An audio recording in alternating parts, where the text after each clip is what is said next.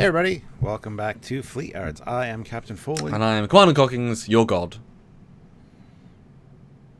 Your god, not mine, but you guys out there, maybe. Don't make me hand device you, boo. That's right. So what are we looking at today, Samuel? For those that guess my impromptu bad joke, Stargate. We're back in the Stargate realm and a couple. You guys seem to like them, and I want to bring another special episode to you guys looking at the Stargate Goa'uld Alkesh. And it's so just words to you, isn't it? Like, have you ever heard the word Alkesh before? Yes. Oh, okay. Why don't you tell the audience, what is your knowledge of the Stargate franchise, and have you ever seen the ship before? I have seen the ship before, and my knowledge of the Stargate franchise is all from you and Sylvia and everybody online, and the few episodes I've seen, and I prefer Atlantis over Stargate, but that's just me from what I've seen. I need to actually sit down and watch the entire series. So there you go. But you have seen this in the context of our episodes, or in random episodes that you've watched, or Sylvia's told you about it? Just online. I've seen it. Okay. So yeah, now what's nice about Stargate is that it started in the 90s at the end, and it took every year in the show as a year of time from the time it was being made. And so as the show progressed, life progressed, and we kind of mirrored technology, and as we got more seasons in, we saw more technology, we sort of captured more, and we got to build new things. Eventually, our own starships, and it escalated at a certain point. But I think this came around in the end of season 4.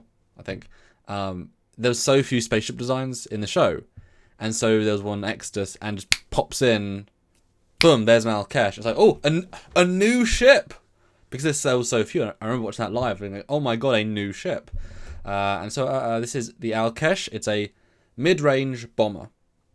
Although in the sense of just the show, it's just the mid-range ship. You've got the Death Glider, a 2-person attack craft that is not FTL capable. You've got the cargo ship, which is unweaponed but FTL capable. The Alkesh, which is the actually useful at many things, and then the mothership and bigger, which are obviously just the Star Destroyers, the warships.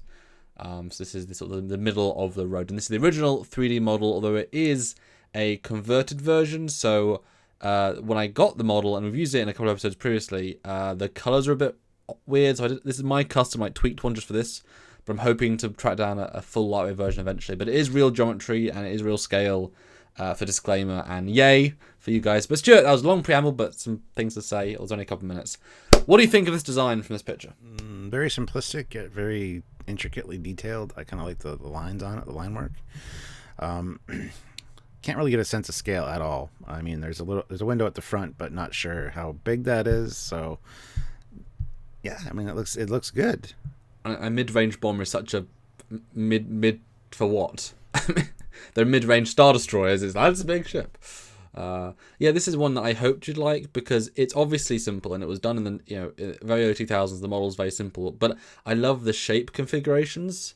It's both got hard lines and soft lines, and it still has that Egyptian aesthetic with the pyramid and the way there are these kind of grooves in the hull, and yet it's still spaceship-y. But cut to that picture, you can see it from the show. I thought it would be good to see kind of how it did look. Next picture, though, you can see it is completely atmosphere friendly, and it might give you a sense of scale because those are trees, but it's a wonderful multi-purpose. Next shot, though, we see it how it's sort of meant to be seen in a fleet formation, and that gives you some context of how much bigger the glide is, but forced perspective and la la la. Now you get a better sense, and it certainly looks quite opposing there. Although that might be a slight exaggeration, we'll see, because as we know, they occasionally change stuff for one shot. But I thought it was quite a big budget shot for the time, because each of those people are actually 3D models and actually moving, and I'm not sure it can land, but whatever, it can. But Stuart, if you had to guess the 3D model scale, the default one, and I'm going to tell you a couple of ships in the scale so you know what to compare it against. Millennium Falcon, Delta Flyer, X-Wing. How would you compare to those? Any of the above? What do you think? Well, it's bigger than all of those, I would imagine, based on this picture. I would say it's probably the size of a TOS Connie saucer. Just looking at the people on the ground, and I've seen renders of people standing on the saucer of the Enterprise, so it's kind of got that size for me, that feel. But I could be very much mistaken. I don't know. That's my guess. That's really interesting. I haven't got that render, but I feel like I have to add an extra one here, which Stuart hasn't seen. I haven't seen because I'm editing it new. There it is for the audience. Is he right? We'll see in the edit. But my next picture is it scaled top view compared to the real Death Glider, real Star Fury, Battlefront 2 X-Wing, real F-302, real Delta Flyer, real Viper Mark II, and the Battlefront Millennium Falcon, which always feels underscaled whenever you actually have the real scale. It's like, wow, it's so small. So what do you think? Does that ring true?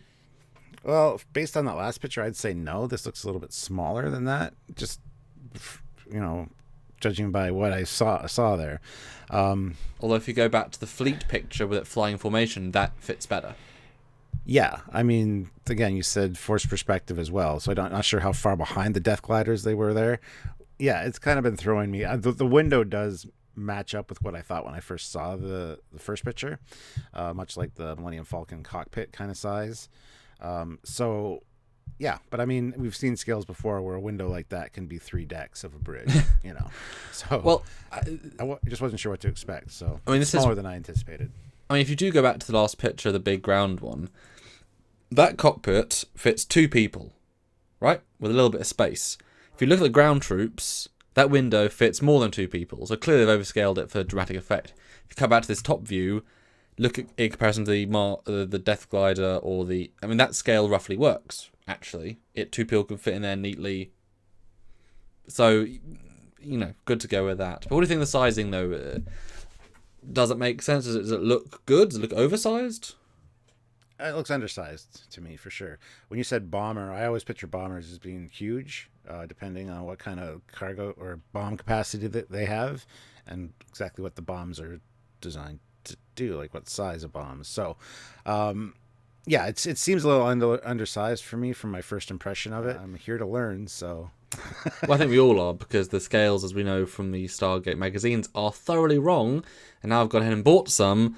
They don't use any original 3D models, they make all their own, so they have no scale information to go from those, and they make every mistake possible. It's terrible. This is the real one. But the Alkesh is FTL capable, has full shields, to which only the Delta Flyer does. All of its weapon systems are energy-based, so there's no storage, it's just creating the weapons as it goes, and it fires these big blue or red, depending... Well, no, you can fire pulse charges and red ones, I think. But yeah, big charges that are just energy, and that lower gun, which is just energy. So it is very much... So, yeah. Is it actually a bomber, or is it a bombarder? Like, is it designed for bombarding the surface? Because when I picture bomber, I think of physical bombs that drop out. And then I saw that picture at the bottom with the gun, and it would make sense if it's designed to bombard the surface with energy weapons, because you said there's no actual physical weapons. So. We'll jump to the next picture for visual variety, and you can get a sense it's like 2 decks, 1 big deck. I think we don't ever see the inside of Alkesh properly shown, except a few snippets.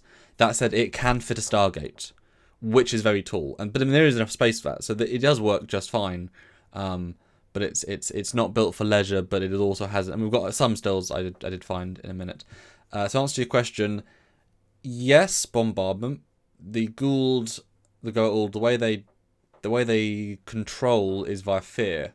The staff weapon, which you've seen, it is a great scene where they explain how it's not an accurate weapon, because they're fighting villagers with arrows in close range or medium range. Most races in the galaxy don't have P90s or G3s or that can shoot from far away and pinpoint accuracy.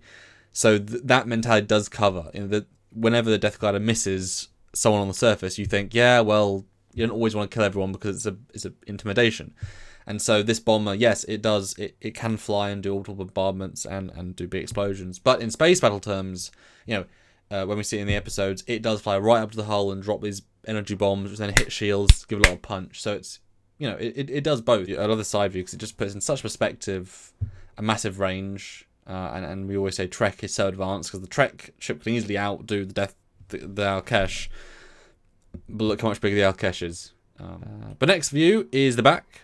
Again, you can see 4 engines, nice simple detail. I love the sort of engraved feeling detailing. I sort of up the brightness a little bit to see it. It's quite subtle. And there's like panel-y reflective pieces, which are the tech elements, but it's all nicely recessed. Yeah, it's just kind of cool.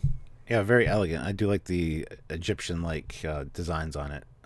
As you know, I'm a huge fan of ancient Egypt. So, and yeah, I didn't. From the other views, it's hard to tell whether they're actual physical engines. I was going to ask about that when we got here, but it's clear to see that there's 4 of them, and that looks really cool. And if we jump down to the next picture, you can see there's actually the 2. Now that you're saying that, though, mentally, I was thinking that those must be the sublight and the sides, the hyperdrive. But now I'm thinking maybe those are actually the energy emitters that drop the bombs. Maybe they just like and come out, because I mean you don't tend to see it just from above and it fall. They just sort of come out of the ship. I never got a sense if they dropped or an emitter. But I mean, he's got 4 big engines, and it's got 2 smaller engines. And the cargo ship has no visible engines of any kind, yet it could go to hyperspace, and Prometheus and Daedalus have a secondary engine which glows and it goes to hyperspace. There are some that do, some that don't. I'm looking at the back of this, though, and I'm getting a very Millennium Falcon vibe. It's like they used the Millennium Falcon as a design idea, especially just the shapes down there, and then like the engines being enclosed in that kind of housing. Just if it would have extended all the way across, it would have definitely had that feel. But yeah, that's kind of what I see as the bottom of Millennium Falcon. Even the little, the parts with the red glowy bits feel very similar to the bottom of the Falcon, and that gun. It just has that look. It just has that look. So that is very, very true. We'll cut into the next picture. You can see the big gun bottom there, and it's fun in the 3D model. It's a fully rotatable ball, and it's the staff cannons, and it's really hard to see in it. You don't have to see them in the show, but this bottom like brick is just covered in these like technical detail bits. And so those guns on the bottom, they're similar to the staff weapons, like they open up the same and everything. They are the same guns that are on the Death Glider, which is why it's kind of funny that the guns are so goddamn small. And if you cut to the next picture, the cockpit is so damn small, which is daft. But the joke being is that the staff cannons, because just in case they need to use a physical prop, there you go, and it means you can relate to how size compared to the Death Gliders. And the cockpit, so they can reuse the exterior of the cargo ship bridge module. So it's the same bridge module, which gives you a direct scale comparison. But it does feel like weirdly small. But also, how big do you need a cockpit to be? Clearly, the cargo ship works. Why would you 3 times it? But let's them redo, just use the same assets.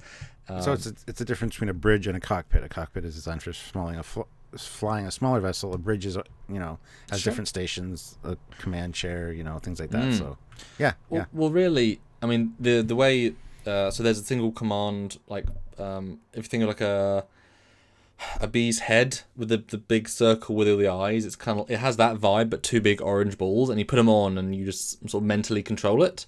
And so a single person can control, at least in a cargo ship, everything about the ship. It's not armed. In this one, there's a secondary console which comes up that you can control the guns manually. But there isn't like helm and navigation and sensors. It's all kind of just like this and a couple of buttons. So it's very easy.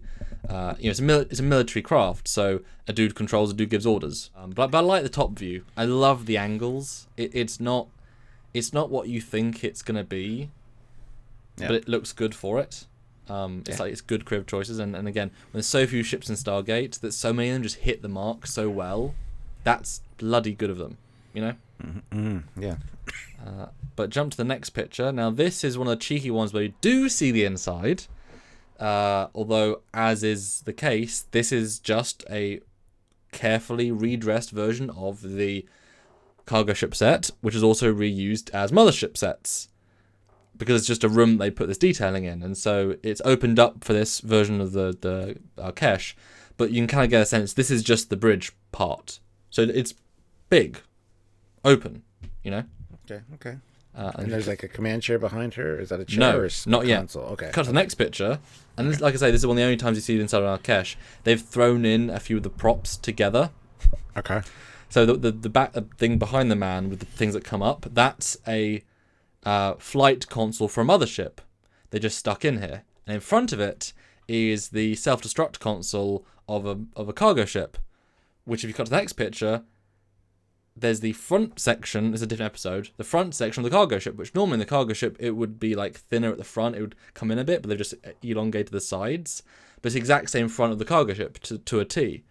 2-person, big window. You can get a sense of how that front bit is. It's actually very small because it's just a reuse of pieces that just then kit bash around it. And next view is it sort of in a fun context with the Gould fleet, and also because it's in high definition because it was from Continuum. So that's the actual model actually lit by the actual team with the Anubis super mothership and the standard motherships.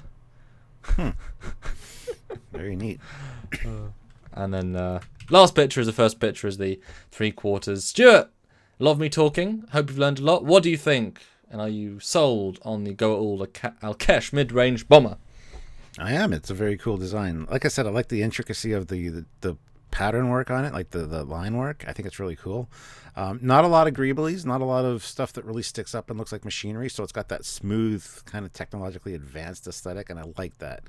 But it's also got some harsh lines as well. So it's kind of got that nice mix. Plus the engines aren't like integrated, which I felt like they should have been when I first saw it.